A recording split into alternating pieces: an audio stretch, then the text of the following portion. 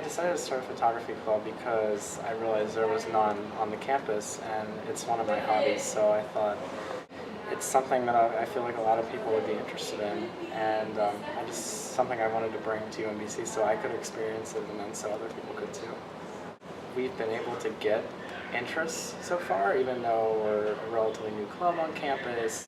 We've been able to run events, like we had our photo display in the Commons, and we've gone on the trip to the Baltimore Museum of Art, and I'm proud that we were able to get that started in our first year. I was able to get it off the ground to begin with, and going through the recognition process and things like that. It helps involve more UMBC students because it gives them something that they can put on a resume, especially those of them that are photo majors and visual arts majors and things like that. It's not just a thing where we meet every Friday and we go on trips. It gives some substance to the experience, and I think that was the most important thing about the IFL internship. What made me decide to join the photography club? Well, photo has always been just one of those things that I love just doing, but it's kind of, with the advent of like social media and just kind of more like digital photography, it's a lot easier to share your work with people, so it's nice to be part of the UMBC community but also share your work. So, I'll post my photos on Facebook every once in a while and, get some likes and comment or share kind of what camera I used. What motivates me to post photos in the photo club or just kind of to share them with people is that sometimes you'll take photos of UMBC and you'll spend all your time just walking around and be like, oh, it's UMBC, it's like 5 buildings and that's it. But sometimes it's cool when you get that photo that's just like, wow, like I walk by this every day but I never notice it. And then when you share that with people who go to the same school as you, they'll be like, cool, neat. So that's pretty neat, but it's also just, I like seeing other people's just interpretations of the school too. When I record an image in the camera, it's a way to show other people like how I saw that, or what my feeling is about something almost. But yeah, just a way for me to express my viewpoint on things. I like to shoot architecture the most because I think it looks really majestic to the eye. If I can emphasize in a picture where I want the viewer to look immediately by composing it in a way where all the lines lead to that certain point, then I think it shares a more powerful vision, a more powerful image than if you're just simply going up and taking an overall shot that doesn't focus on anything. So it's just a way for them to see how I'm viewing something. The colors are important. I like to get colors in a picture that really draw the viewer's eye in.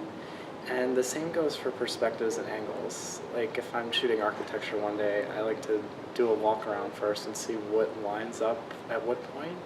So that way I can see how can I draw the viewer's eye in. What inspires me is when I go out and I see something for the first time and I'm like, wow, I know that I can't leave there without having some kind of memento or some kind of picture. My favorite picture that I've taken is in the Capitol Crescent Trail in Bethesda, because it was on one of the biking trips I went on with my grandfather, and we go to DC a lot. It's a thing that we do, and it means a lot personally to me. By setting the camera on the ground to give it sort of a different perspective than most people see it, because most people see it straight on, it sort of shows how significant that place is to me.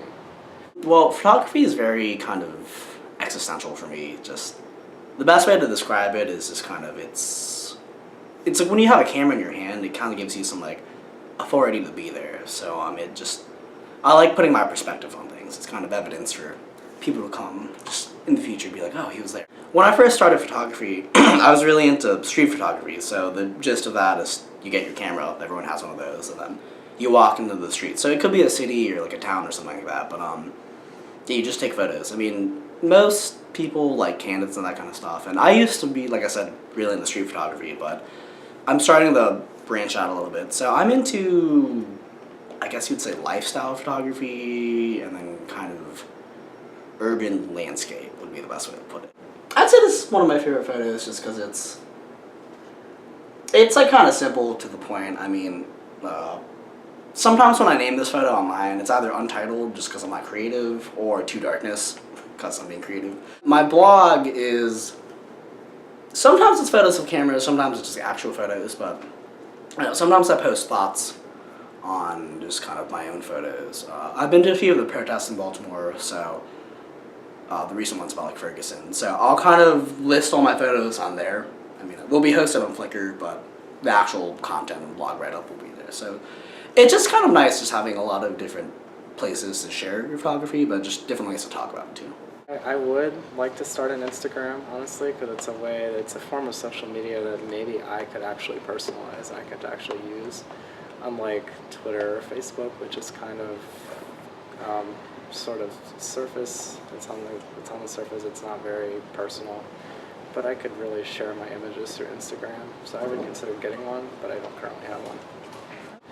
I think success in the club would be us being able to establish ourselves as an organization on campus, like people can have heard of us, things like that, and photographers that would be interested have a reason to want to be there. They're not just coming to say they can put it on their resume or something like that. We can offer them something that can be valuable to them, and I think that's what one will be truly successful, whether it's the IFL internship or whether we're shooting headshots during free hour, or which are ideas that have been brought up that can be something that they can say, look, I've done, and they can take ownership of the club. That's when we'll be successful.